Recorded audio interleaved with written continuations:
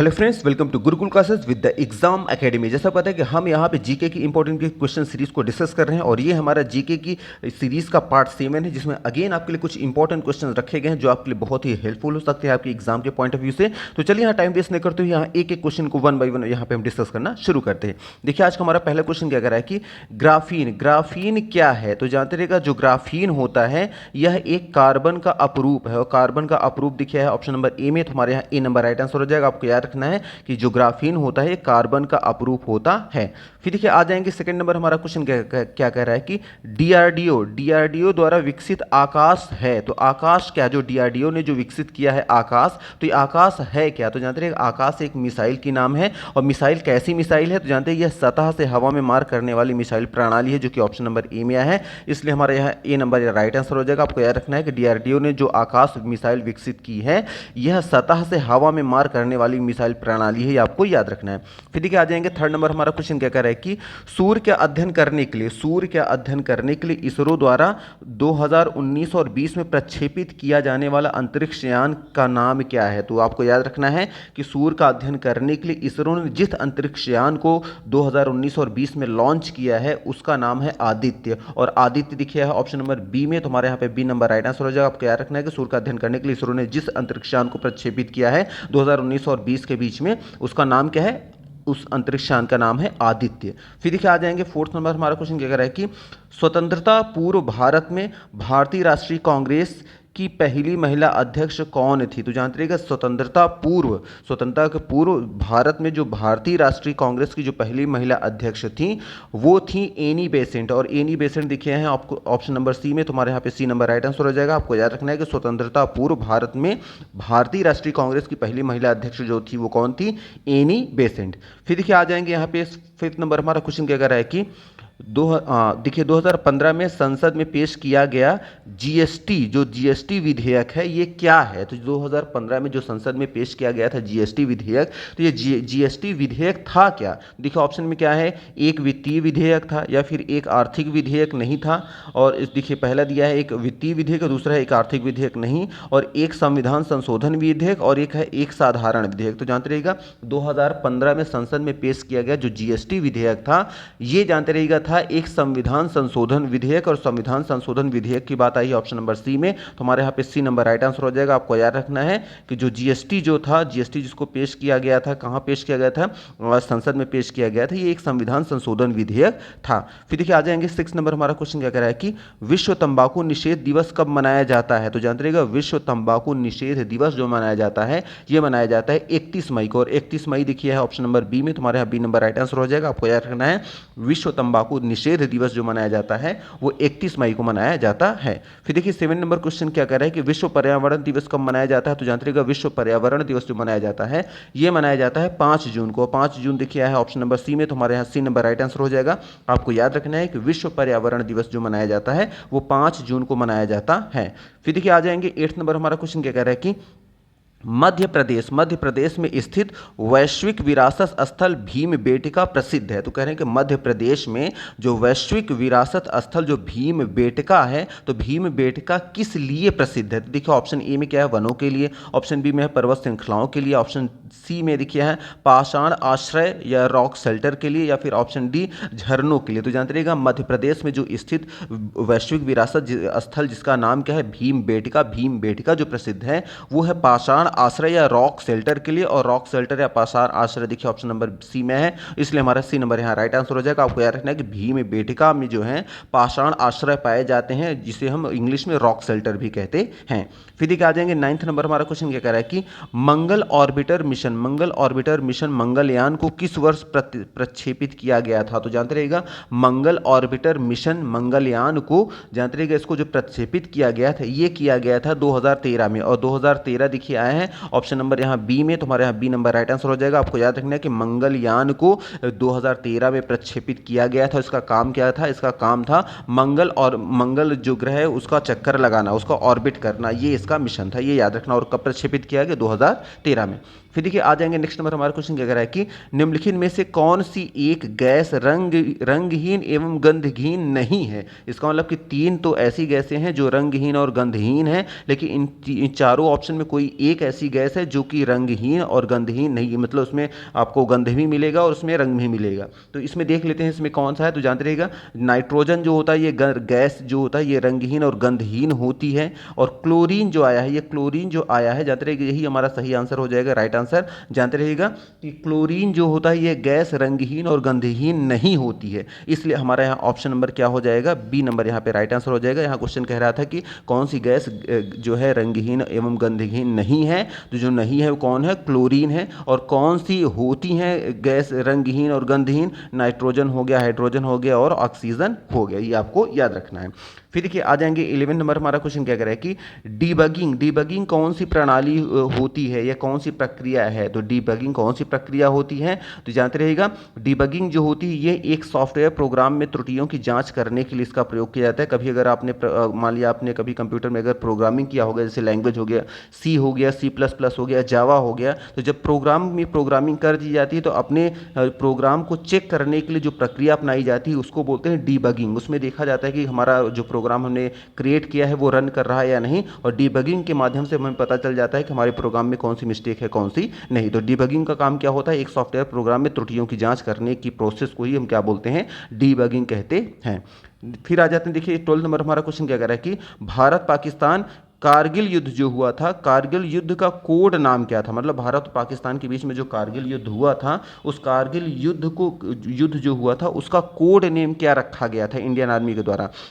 तो जानते रहिएगा भारत और पाकिस्तान के बीच में जो कारगिल युद्ध हुआ था इसका जो कोड नेम था वो कोड नेम था, याद रखिएगा, ऑपरेशन विजय। और ऑपरेशन विजय दिखिए है ऑप्शन नंबर यहाँ पे बी में, तो हमारा यहाँ पे बी नंबर राइट आंसर हो जाएगा। आपको याद रखना है कि भारत पाकिस्तान के बीच में जो कारगिल युद्ध हुआ था इसका कोड नेम रखा गया था ऑपरेशन विजय। फिर देखिए आ जाएंगे 13 नंबर हमारा क्वेश्चन क्या कह रहा है कि यह कथन, मतलब यहाँ एक कथन दिया गया है, इस कथन को किसने कहा है ये आपको बताना है। यह कथन मानव के लिए यह छोटा सा कदम मानवता के लिए एक बड़ी छलांग है। तो ये कथन किसके द्वारा कहा गया था, तो जानते रहिएगा ये बात कही गई थी नील आर्मस्ट्रांग द्वारा। जब ये पहली बार चंद्रमा पे गए थे तो उन्होंने ये स्टेटमेंट बोला था कि मानव द्वारा मानव के लिए यह छोटा सा कदम है कि वो वहाँ चंद्रमा में पहुँच रहा है। ये मानव के लिए बहुत ही छोटा सा, मानव का ये छोटा सा कदम, लेकिन मानवता के लिए बहुत बड़ी छलांग है कि वहाँ चांद तक पहुँचा। तो ये नील आर्मस्ट्रांग ने कहा था, ये आपको याद रखना है।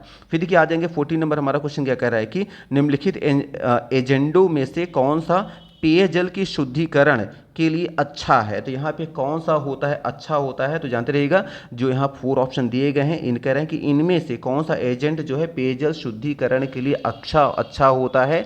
तो याद रखिएगा ऑक्सीडाइजिंग जो एजेंट होते हैं ये पेयजल के शुद्धिकरण के लिए अच्छे होते हैं। और ऑक्सीडाइजिंग एजेंट जो आया है देखिए आया है ऑप्शन नंबर यहाँ पे डी में आया है, तो इसलिए हमारे यहाँ पे डी नंबर राइट आंसर हो जाएगा। आपको याद रखना है कि जो पेयजल के शुद्धिकरण के लिए या उसके शोधन के लिए, उसको शुद्ध बनाने के लिए जो एजेंट जो ज़रूरी होते हैं वो कौन से होते हैं, ऑक्सीडाइजिंग एजेंट, ये आपको याद रखना है। फिर देखिए आ जाते हैं नेक्स्ट नंबर हमारा क्वेश्चन क्या कह रहा है कि सूचना का अधिकार जिसे हम RTI कहते हैं अधिनियम किस वर्ष में लागू हुआ। तो जो सूचना का अधिकार जिसे शॉर्ट में हम RTI कहते हैं ये कब लागू हुआ था। तो जानते रहिएगा सूचना का अधिकार जिसे हम RTI कहते हैं ये लागू हुआ था, याद रखिएगा 2005 में। और 2005 दिखाया है ऑप्शन नंबर यहाँ पे बी में आया है, इसलिए हमारा यहाँ बी नंबर राइट आंसर हो जाएगा। आपको याद रखना है सूचना का अधिकार जिसे शॉर्ट में हम RTI कहते हैं, यह जो अधिनियम जो आया लागू हुआ था ये 2005 में लागू हुआ था।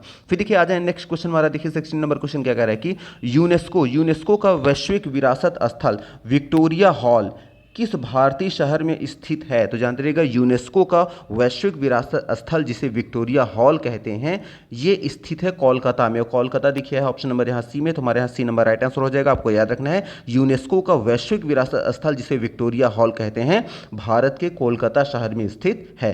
फिर देखिए आ जाएंगे 17 नंबर हमारा क्वेश्चन क्या कह रहा है कि बिस्मार्क ऑफ इंडिया किसे कहा जाता है। तो जानते रहिएगा Bismarck of India Sardar Vallabh भाई पटेल जी को कहा जाता है। वल्लभ वल्लभ भाई पटेल देखिए आए हैं। ऑप्शन नंबर यहाँ पे बी में आया है, तो हमारे यहाँ पे बी नंबर राइट आंसर हो जाएगा। आपको याद रखना है कि Bismarck of India Sardar Vallabh भाई पटेल जी को बोला जाता है, इसलिए हमारा यहाँ पे ऑप्शन नंबर बी यहाँ पे राइट आंसर हो जाएगा।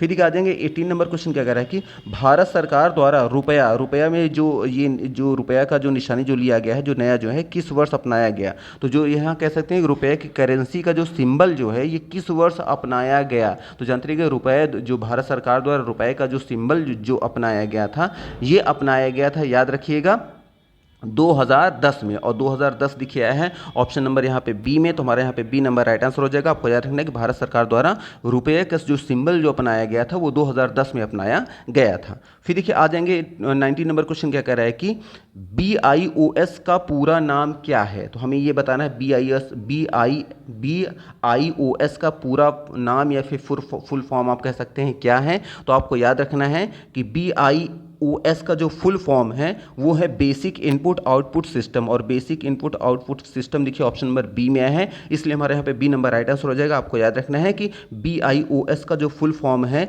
वो है बेसिक इनपुट आउटपुट सिस्टम। फिर देखिए आ जाएंगे नेक्स्ट हमारा क्वेश्चन क्या कह रहा है कि 20 नंबर कि भारत की सबसे लंबी सीमा किस देश के साथ है। तो याद रखिएगा भारत की जो सबसे लंबी सीमा है वो बांग्लादेश के साथ है, और बांग्लादेश देखिए है ऑप्शन नंबर बी में, तो हमारे यहाँ पे बी नंबर राइट आंसर हो जाएगा। आपको याद रखना है कि भारत की सबसे लंबी सीमा जो है वो बांग्लादेश के साथ जुड़ी हुई है। फिर देखिए आ जाएंगे नेक्स्ट नंबर क्वेश्चन हमारा क्या कह रहा है कि एक गतिशील वस्तु अनिवार्य रूप से प्राप्त करती है। तो क्या प्राप्त करती है एक गतिशील वस्तु, जानते रहिएगा एक गतिशील वस्तु जो होता है वो अनिवार्य रूप से जो प्राप्त करती है वो करती है गतिज ऊर्जा को प्राप्त करती है। और गतिज ऊर्जा देखिए आया है ऑप्शन नंबर ए में, तो हमारे यहाँ पे ए नंबर राइट आंसर हो जाएगा। आपको याद रखना है कि कोई अगर गतिशील वस्तु है तो अनिवार्य रूप से वो गतिज ऊर्जा को प्राप्त करती है, और गतिज ऊर्जा ऑप्शन नंबर ए में है, इसलिए हमारा ए नंबर राइट आंसर हो जाएगा।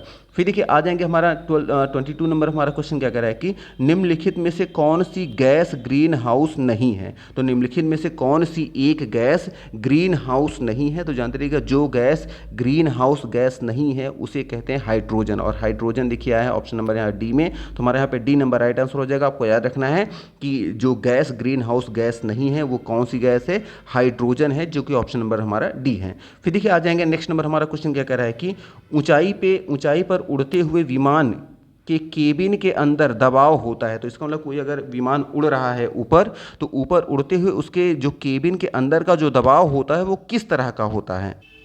अब देखिए ऑप्शन में क्या दिया है, बाहर के समान ही दबाव होता है, या बाहर से कम दबाव होता है, या फिर बाहर की तुलना में अधिक दबाव होता है, या फिर समुद्र तल पर सामान्य वायुमंडल दबाव होता है। तो जानते रहिएगा ऊंचाई पर उड़ते समय विमान के केबिन के अंदर का जो दबाव होता है वो आपको याद रखना है वो बाहर की तुलना में अधिक होता है, और बाहर की तुलना में अधिक देखिए है ऑप्शन नंबर सी में, तो हमारे यहाँ पे सी नंबर राइट आंसर हो जाएगा। आपको याद रखना है कि ऊंचाई पर उड़ते हुए विमान के केबिन के अंदर का जो दबाव होता है वो बाहर की तुलना में बहुत अधिक होता है, बाहर की तुलना में, इसलिए हमारा ऑप्शन नंबर यहाँ पे सी नंबर यहाँ पे राइट आंसर हो जाएगा। फिर देखिए आ जाएंगे 24 नंबर हमारा क्वेश्चन क्या कह रहा है कि सामान्य निम्नलिखित में से कौन सा कैंसर का कारण नहीं है। यहाँ है नहीं पूछ रहा है, कौन सा नहीं है ये पूछ रहा है।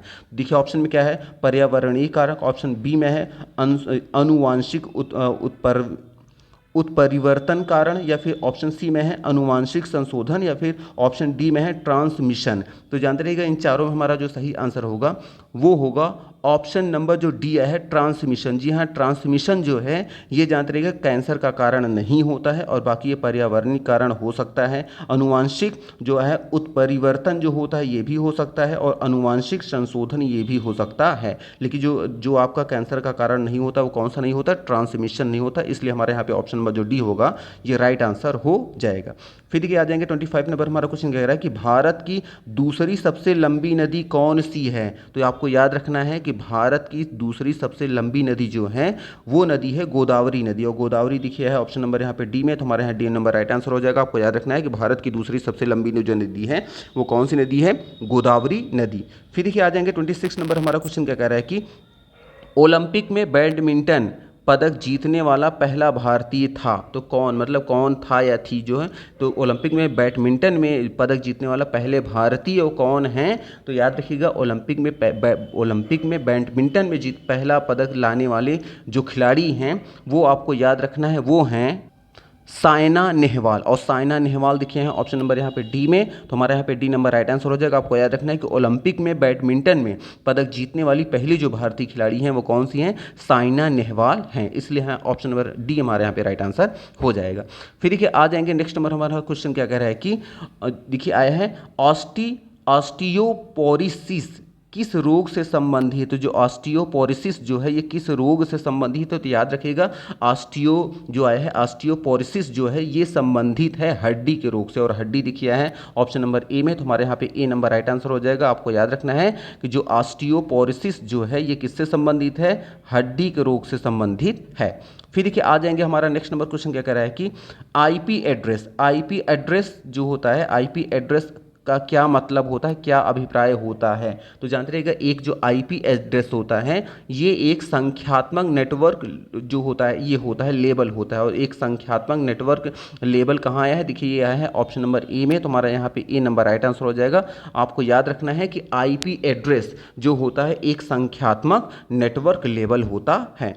फिर देखिए आ जाएंगे 29 नंबर, हमारा क्वेश्चन क्या कह रहा है कि ओटीसी दवा क्रोसिन, एक दवा जो ओटीसी दवा जो क्रोसिन होती है इसका काम ये किस प्रकार की दवा है। तो देखिए ऑप्शन ए में आया है दर्दनाशक, ऑप्शन बी में है ज्वरनाशक, ऑप्शन सी में है दर्दनाशक एवं ज्वरनाशक दोनों, या फिर ऑप्शन डी है रोगाणुरोधक। तो याद रखिएगा ओटीसी दवा जो क्रोसिन होती है ये दर्दनाशक एवं ज्वरनाशक दोनों होती है, जो कि आया है ऑप्शन नंबर यहाँ पे सी में, इसलिए हमारे यहाँ पे सी नंबर यहाँ पे राइट आंसर हो जाएगा। आपको याद रखना है कि ओटीसी दवा जो क्रोसिन होती है ये दर्दनाशक एवं ज्वरनाशक दोनों मतलब बुखार और दर्द दोनों के लिए होता है, इसलिए ऑप्शन नंबर हमारा यहाँ पे सी राइट आंसर हो जाएगा।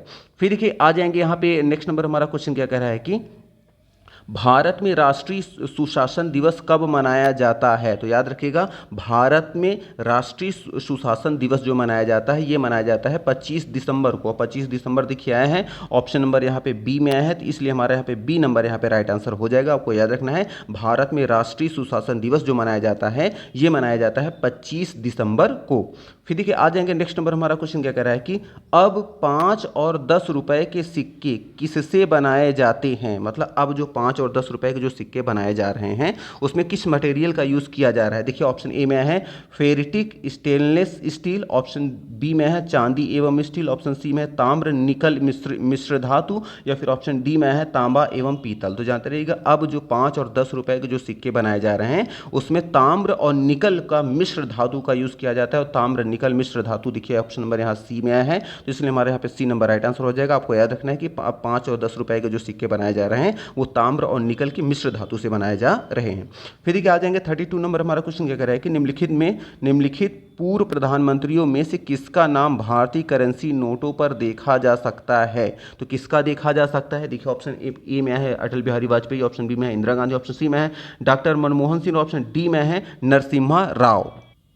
तो हमारा राइट आंसर होगा option number C doctor Manmohan Singh. जी हाँ, याद रखिएगा कि पूर्व प्रधानमंत्रियों में जिनका नाम भारतीय करेंसी नोटों पर देखा जा सकता है वो है डॉक्टर मनमोहन सिंह, जो कि ऑप्शन नंबर सी में है, इसलिए हमारा यहाँ पे सी नंबर राइट आंसर हो जाएगा।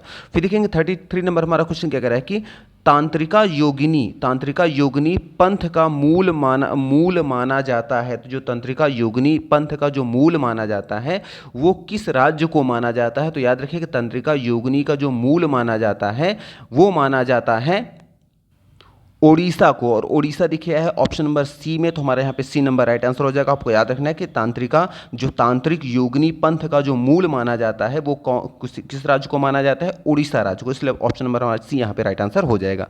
फिर देखिए आ जाएंगे 34 नंबर, हमारा क्वेश्चन क्या कह रहा है कि महात्मा गांधी द्वारा भारत छोड़ो आंदोलन किस वर्ष शुरू किया गया था। तो आपको याद रखना है कि महात्मा गांधी द्वारा भारत छोड़ो आंदोलन जो शुरुआत किया गया था वो किया गया था 1942 में। 1942 देखिए ऑप्शन नंबर बी में है, तो हमारे यहाँ पे बी नंबर राइट आंसर हो जाएगा। आपको याद रखना है महात्मा गांधी द्वारा भारत छोड़ो आंदोलन की जो शुरुआत की गई थी वो 1942 में की गई थी। फिर देखिए आ जाएंगे 35 नंबर, हमारा क्वेश्चन कह रहा है कि स्वच्छ भारत मिशन किस लिए है। तो स्वच्छ भारत मिशन जो चलाया गया है इसका उद्देश्य क्या है। तो देखिए एक एक ऑप्शन को इसमें पढ़ते हैं। देखिए ऑप्शन ए में है स्वच्छ भारत उपकर लगाने और राजस्व अर्जित करने के लिए, या फिर ऑप्शन बी मशहूर हस्तियों से सड़कों की सफाई कराने के लिए, या फिर option D option C Bharat को स्वच्छ एवं स्वस्थ बनाने के लिए, और ऑप्शन डी में है अपशिष्ट पदार्थ का निपटान करने के लिए। तो याद रखिएगा, स्वच्छ भारत मिशन का जो लक्ष्य है वो मेन आपका है भारत को स्वच्छ और स्वस्थ बनाने के लिए इस मिशन को लॉन्च किया गया है,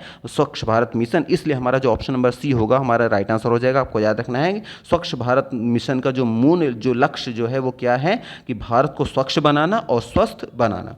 फिर क्या आ जाएंगे 36 नंबर हमारा क्वेश्चन कह रहा है कि भारत में पश्चिमी शिक्षा और अंग्रेजी भाषा शुरू करने की वकालत किसने की थी। तो जानते रहिएगा, भारत में पश्चिमी शिक्षा और अंग्रेजी भाषा शुरू करने की वकालत जिन्होंने की थी वो हैं राजा राम मोहन राय। और राजा राम मोहन राय दिखे हैं ऑप्शन नंबर बी में आए हैं, तो हमारे यहाँ पे बी नंबर राइट आंसर हो जाएगा। आपको याद रखना है कि पश्चिमी शिक्षा और अंग्रेजी भाषा हमारे देश में शुरू करने की जो वकालत जिन्होंने की थी वो कौन थे, डॉक्टर ये आपका राजा राम मोहन राय जी। फिर देखिए आ जाएंगे नेक्स्ट नंबर हमारा क्वेश्चन क्या कह रहा है कि 37 नंबर, भारतीय स्वतंत्रता संग्राम के दौरान समाचार पत्र यंग इंडिया को किसके द्वारा प्रकाशित किया गया था। तो याद रखिएगा, भारतीय स्वतंत्रता संग्राम के दौरान समाचार पत्र जिसका नाम क्या है यंग इंडिया, इसको प्रकाशित किया गया था महात्मा गांधी जी के द्वारा। और महात्मा गांधी लिखे हैं ऑप्शन नंबर सी में, तो हमारे यहाँ पे सी नंबर राइट आंसर हो जाएगा। आपको याद रखना है कि भारतीय स्वतंत्रता संग्राम के दौरान समाचार पत्र जिसका नाम था यंग इंडिया, इसको प्रकाशित किया गया था महात्मा गांधी जी के द्वारा। फिर देखिए आ जाएंगे 38 नंबर हमारा क्वेश्चन क्या कह रहा है कि देखिए आया है BIOS क्या कार्य करता है। जो BIOS होता है ये क्या काम करता है। तो जानते रहिएगा BIOS जानते रहिए कंप्यूटर की टर्मिनोलॉजी है, इसका काम होता है सिस्टम हार्डवेयर के पुर्जों को प्रारंभ करना, इसका जो मुख्य काम होता है। इसलिए हमारा ऑप्शन नंबर ए नंबर यहाँ पे राइट आंसर हो जाएगा। आपको याद रखना है कि BIOS का जो कार्य होता है वो सिस्टम हार्डवेयर के पुर्जों को प्रारंभ करना है, शुरू करना होता है, इसका मुख्य काम होता है। इसलिए हमारे यहाँ ऑप्शन नंबर ए यहाँ पे राइट आंसर हो जाएगा।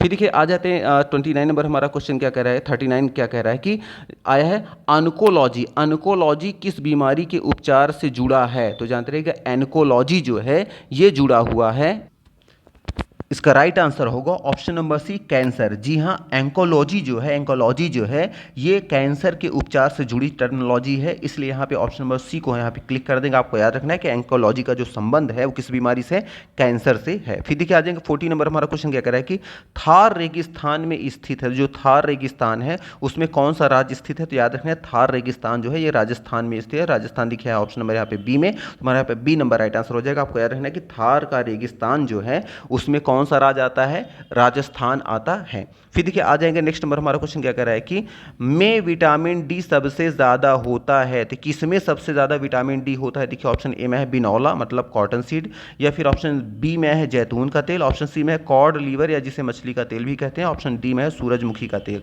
तो याद रखिएगा विटामिन डी सबसे ज्यादा जो पाया जाता है वो पाया जाता है कॉड लीवर यानी मछली के तेल में, जो कि ऑप्शन नंबर यहाँ पे सी में है। तो हमारा यहाँ पे सी नंबर राइट आंसर हो जाएगा। आपको याद रखना है कि विटामिन डी की सबसे ज्यादा जो मात्रा पाई जाती है वो कॉड लीवर यानी मछली के तेल में पाया जाता है।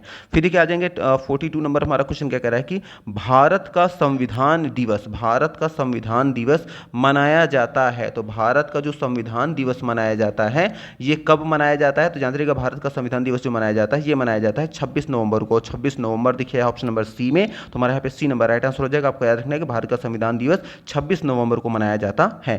फिर देखिए आ जाएंगे 43 नंबर हमारा क्वेश्चन क्या कह रहा है कि भारत की मवेशी रोग निगरानी एवं पूर्वानुमान प्रणाली का नाम क्या है। तो याद रखिएगा भारत की मवेशी रोग निगरानी एवं पूर्वानुमान प्रणाली का जो नाम है वो है बायोसेफ्टी लेबोरेटरी। और बायोसेफ्टी लेबोरेटरी दिखे आया है ऑप्शन नंबर यहाँ पे आया है, ऑप्शन नंबर यहाँ पे सी में आया है। इसलिए हमारे यहाँ पे सी नंबर यहाँ पे राइट आंसर हो जाएगा। तो यहाँ पे हम सी नंबर को यहाँ पे हम अपना क्लिक कर देंगे। आपको याद रखना है कि भारत की मवेशी रोग निगरानी एवं पूर्वानुमान प्रणाली का जो नाम है वो क्या है, बायोसेफ्टी लेबोरेटरी। फिर आ जाएंगे नेक्स्ट क्वेश्चन में। देखिए आ जाते हैं 44 नंबर हमारा क्वेश्चन क्या कह रहा है कि उपस्थिति के कारण हमें वह गंध महसूस होता है जिससे LPG सिलेंडर लीक होने का पता चलता है। इसका मतलब कि जो हमारे यहाँ जो घर में जो रसोई गैस होती है उसमें कौन सा चीज़ मौजूद होता है कि जिसकी वजह से जब गैस लीकेज होती है तो उसकी स्मेल से हमें पता चल जाता है कि गैस लीकेज है। तो वो गंध जो आती है वो किस वजह से आती है, किसके वजह से। तो याद रखिएगा ये जो हमारा राइट आंसर होगा वो होगा सल्फर यौगिक। सल्फर यौगिक इसमें होने की वजह से, सल्फर यौगिक की वजह से ही हमें पता चलता है कि गैस लीकेज हो रही है, कि गैस की जो महक आती है वो सल्फर यौगिक की वजह से आती है। इसलिए ऑप्शन नंबर हमारा जो सी होगा यहाँ पे राइट आंसर हो जाएगा। फिर देखिए आ जाएंगे 45 नंबर क्वेश्चन, क्या कह रहा है कि भारतीय सशस्त्र बलों ने ऑपरेशन मेघदूत का संचालन कहां पर किया था? तो जानते रहिएगा, भारतीय सशस्त्र बलों ने ऑपरेशन मेघदूत का जो उन्होंने संचालन किया था, ये किया था सियाचिन में, और सियाचिन लिखा है ऑप्शन नंबर सी में, तो हमारे यहाँ पे सी नंबर राइट आंसर हो जाएगा। आपको याद रखना है कि भारत के सशस्त्र बलों ने ऑपरेशन मेघदूत का जो संचालन किया था ऑपरेशन का, ये सियाचिन में किया था। फिर देखिए आ जाएंगे नेक्स्ट नंबर, हमारा क्वेश्चन क्या कह रहा है कि 46 नंबर, दबाव को से नापा जाता है। तो जो दबाव होता है उस दबाव को किस चीज, किसी भी चीज को जो दबाव होता है, दबाव को किस चीज से नापा जाता है? तो याद रखिएगा, दबाव को जो नापा जाता है वो नापा जाता है बल एवं क्षेत्रफल से, और बल एवं क्षेत्रफल की बात देखिए आया है ऑप्शन नंबर यहाँ पे सी में, तो हमारा यहाँ पे सी नंबर राइट आंसर हो जाएगा। आपको याद रखना है कि दबाव को जो नापा जाता है वो द्रव्यमान एवं घनत्व से नहीं नापा जाता, और किए गए कार्य से भी नहीं नापा जाता, बल की दूरी से भी नहीं नापा जाता, बल्कि मापा जाता है किससे? बल एवं क्षेत्रफल से। इसलिए हमारा सी नंबर यहाँ पे राइट आंसर हो जाएगा। फिर देखिए आ जाएंगे हमारा 47 नंबर क्वेश्चन, क्या कह रहा है कि मोबाइल फोन का उपयोग करके धन स्थानांतरण करने वाली प्रक्रिया को कहा जाता है। इसका मतलब मोबाइल फोन का प्रयोग करके जो आप मनी, पैसे जो है एक अकाउंट से दूसरे अकाउंट में मोबाइल के द्वारा भेजते हैं, तो वो जो आप पैसे भेजते हैं उसी को धन स्थानांतरण कहते हैं। तो कह रहे हैं उस प्रक्रिया को हम क्या कहते हैं? जैसे नॉर्मली सब लोग तो भेजते ही हैं, तो जानते रहिएगा कि जो मोबाइल फोन से आप पैसे एक फोन से दूसरे फोन या एक अकाउंट से दूसरे अकाउंट में जो आप वो करते हैं, देते हैं, उसे हम कहते हैं IMPS। और IMPS देखिए है ऑप्शन नंबर यहाँ पे सी में है, तो हमारे यहाँ पे सी नंबर राइट आंसर हो जाएगा। आपको याद रखना है कि मोबाइल फोन का प्रयोग करके धन हस्तांतरण या फिर धन को मतलब पैसे को भेजने या जो दूसरे अकाउंट में हम सेंड करते हैं मोबाइल फोन का प्रयोग करके, उसे हम क्या बोलते हैं? IMPS। फिर देखिए आ जाएंगे 48 नंबर, हमारा क्वेश्चन क्या कह रहा है कि माचिस की तीलियों में होता है। तो माचिस की जो तीलियों में जो ऊपर मसाला या जो लगा रहता है वो क्या होता है? तो जानते रहिएगा, माचिस की तीलियों में जो होता है वो फास्फोरस लगा होता है। फास्फोरस दिखा है ऑप्शन नंबर बी में, तो हमारे यहाँ पे बी नंबर राइट आंसर हो जाएगा। आपको याद रखना है कि माचिस की तीलियों में फास्फोरस होता है। फिर देखिए आ जाएंगे नेक्स्ट नंबर, हमारा क्वेश्चन क्या कह रहा है कि IFSC किसका संक्षिप्त रूप है, या यूं कहिए कि IFSC का फुल फॉर्म क्या होता है? तो जानते रहिएगा IFSC जो होता है, इसका जो फुल फॉर्म होता है वो होता है इंडियन फाइनेंशियल सिस्टम कोड। और इंडियन फाइनेंशियल सिस्टम कोड दिखे आया है ऑप्शन नंबर हमारे यहाँ दिखे आया है बी में आया है, इंडियन फाइनेंशियल सिस्टम कोड, इसलिए हमारा यहाँ पे बी नंबर यहाँ पे राइट आंसर हो जाएगा। आपको याद रखना है कि IFSC का जो फुल फॉर्म होता है या जिसका ये शॉर्ट फॉर्म है वो किसका है? इंडियन फाइनेंशियल सिस्टम जो आता है सिस्टम कोड, ये है, ये आपको याद रखना है। फिर देखिए आ जाएंगे नेक्स्ट नंबर, हमारा क्वेश्चन क्या कह रहा है कि राज्यसभा के सदस्यों का चुनाव किसके द्वारा किया जाता है? तो याद रखिएगा, राज्यसभा के सदस्यों का जो चुनाव किया जाता है वो किया जाता है राज्यों की विधानसभाओं के सदस्यों के द्वारा, और राज्यों की विधानसभाओं के सदस्यों के द्वारा की बात आई है ऑप्शन नंबर ए में, तो हमारा यहाँ पे ए नंबर राइट आंसर हो जाएगा। आपको याद रखना है कि राज्यसभा के सदस्यों का जो चुनाव किया जाता है वो किया जाता है राज्यों की विधानसभाओं के सदस्यों के द्वारा। फिर देखिए आ जाएंगे 51 नंबर, हमारा क्वेश्चन क्या कह रहा है कि सूर्य को देखने के लिए किस यंत्र का प्रयोग किया जाता है? देखिए ऑप्शन ए में क्या आया है स्ट्रोबोस्कोप, ऑप्शन बी में है टेलीस्कोप, ऑप्शन सी में है हेलियोस्कोप, ऑप्शन डी में है सन मीटर। तो याद रखिएगा, सूर्य को देखने के लिए जिस यंत्र का प्रयोग किया जाता है वो है हेलियोस्कोप, और हेलियोस्कोप देखिए आया है ऑप्शन नंबर सी में आया है, तो हमारे यहाँ पे सी नंबर राइट आंसर हो जाएगा। आपको ये पॉइंट याद रखना है कि सूर्य को देखने के लिए जिस यंत्र का प्रयोग करते हैं वो कौन सा है? वो है हेलियोस्कोप। फिर देखिए आ जाएंगे 52 नंबर, हमारा क्वेश्चन क्या कह रहा है कि प्रथम भारतीय संचार उपग्रह है तो कौन सा है? तो जानते रहिएगा, प्रथम भारतीय संचार जो उपग्रह है वो है आर्यभट्ट, और आर्यभट्ट आया है ऑप्शन नंबर ए में, तो हमारा यहाँ पे ए नंबर राइट आंसर हो जाएगा। आपको याद रखना है कि प्रथम भारतीय संचार जो उपग्रह है वो है आर्यभट्ट। फिर देखिए आ जाएंगे नेक्स्ट नंबर, हमारा क्वेश्चन कह रहा है कि शिमला समझौता जो कि 1972 में हुआ था, पर किनके द्वारा हस्ताक्षर किए गए थे? मतलब जो शिमला समझौता हुआ था वो भारत और पाकिस्तान के बीच में हुआ था, तो भारत और पाकिस्तान की तरफ से कौन कौन लोगों ने साइन किया था? तो जानते रहिएगा शिमला समझौता जो कि 1972 में हुआ था, इस पे जो हस्ताक्षर हुए थे वो हुए थे इंदिरा गांधी एवं ZA भुट्टो द्वारा। और इंदिरा गांधी एवं ZA भुट्टो की बात देखिए आए हैं, ऑप्शन नंबर यहाँ पे बी में आया है, तो हमारा यहाँ पे बी नंबर राइट आंसर हो जाएगा। आपको याद रखना है कि शिमला समझौता जो कि हुआ था 1972 में, इस पे हस्ताक्षर जो हुए थे इस समझौते पे, उसमें भारत की तरफ से इंदिरा गांधी जी ने किया था और पाकिस्तान की तरफ से ZA भुट्टो द्वारा साइन उस पर किया गया था। तो इंदिरा एवं ZA भुट्टो के द्वारा इस पर साइन किया गया था। फिर देखिए आ जाएंगे 55 नंबर हमारा क्वेश्चन क्या कह रहा है कि ग्लूकोमीटर के बारे में निम्नलिखित में से कौन सा कथन सही है? तो जो ग्लूकोमीटर होता है इसके बारे में कौन सा कथन सही है? तो पहले ग्लूकोमीटर जान लीजिए होता क्या है। ग्लूकोमीटर से हम ब्लड में ग्लूकोज की मात्रा कितनी है ये नापने का काम किया जाता है। ये एक मशीन होती है जो कि ब्लड में ग्लूकोज की मात्रा कितनी है कितनी नहीं ये बताने का काम करती है। तो अब देखिए ऑप्शन क्या कह रहा है कि यह एक चिकित्सीय उपकरण है, तो चिकित्सीय उपकरण तो है ही, ये तो पता ही है। यह एक गैर चिकित्सीय उपकरण है, तो नहीं, ये तो बिल्कुल गलत हो गया। इसका उपयोग हवा में ऑक्सीजन के स्तर को नापने के लिए किया, नहीं, हवा के स्तर को नापने के लिए नहीं, बल्कि ब्लड में ग्लूकोज की मात्रा को नापने किया जाता है, इसलिए ये भी ऑप्शन गलत हो जाएगा। फिर इसका उपयोग हवा में नाइट्रोजन के स्तर को नापने के लिए किया जाता है, ये भी गलत है। तो हमारे पास एक ही ऑप्शन बच रहा है कि यह एक चिकित्सीय उपकरण है। हाँ, अगर इसमें कहीं एक ऑप्शन ये होता कि यह एक चिकित्सीय उपकरण है और जो ब्लड में ग्लूकोज की मात्रा को नापने के लिए जिसका प्रयोग किया जाता है ये आया होता तो हम उसको क्लिक करते थे, बट ऐसा कोई ऑप्शन है नहीं, तो हमारे पास एक ही ऑप्शन है, वह है ऑप्शन नंबर ए। तो ग्लूकोमीटर को हम क्या मानेंगे? यह एक चिकित्सीय उपकरण है जो ब्लड में ग्लूकोज की मात्रा को मापने के लिए इसका प्रयोग किया जाता है। फिर देखिए आ जाते हैं नेक्स्ट नंबर हमारा, और ये हमारा आज का लास्ट क्वेश्चन है। क्वेश्चन कह रहा है कि जैव प्रौद्योगिकी का तात्पर्य क्या है? तो जो जैव प्रौद्योगिकी है जो बायोटेक्नोलॉजी है, इसका क्या मतलब होता है? तो देखिए ऑप्शन ए में क्या है, बैक्टीरिया का तकनीकी अध्ययन करना, या फिर ऑप्शन बी में है शरीर में रसायनों का तकनीकी अध्ययन करना, ऑप्शन सी में है मानव शरीर रचना विज्ञान के क्षेत्र में तकनीकी का इन्फ्यूज़न, या फिर ऑप्शन डी में है औद्योगिक प्रक्रियाओं में सजीवों का उपयोग। तो याद रखिएगा हमारा जो सही आंसर होगा जैव प्रौद्योगिकी या बायोटेक्नोलॉजी जो होता है, इसमें याद रखना है कि ये जो होता है औद्योगिकी प्रक्रियाओं में सजीवों का उपयोग को ही हम क्या बोलते हैं? बायोटेक्नोलॉजी बोलते हैं। इसके बारे में थोड़ा सा और जान लीजिए, बायोटेक्नोलॉजी होता क्या है। जानते हैं कि बायोटेक्नोलॉजी जिसे हम जैव प्रौद्योगिकी भी कहते हैं, यह वह तकनीक है जिसमें जीवधारियों से प्राप्त होने वाले पदार्थों का उपयोग करके उत्पादों का निर्माण या उसमें सुधार का अध्ययन किया जाता है, जैसे स्वास्थ्य हो गया, कृषि हो गया, पशुपालन हो गया, उद्योग, पर्यावरण आदि चिकित्सीय चीज़ों में भी इसका प्रयोग किया जाता है। तो मे भी आपको यहाँ 1 बाई 1 जो भी हमने यहाँ 55 क्वेश्चन यहाँ पे डिस्कस किए वो सारी चीज़ें क्लियर हो रही होंगी। अगर सारी चीज़ें क्लियर हो रही हैं तो प्लीज़ वीडियो को लाइक करना और चैनल को सब्सक्राइब करना न भूलें, क्योंकि हम आपके लिए ऐसे वीडियो लाते रहेंगे। तो चलिए आज कितने रखते हैं। Thank you very much for watching this video. Thank you.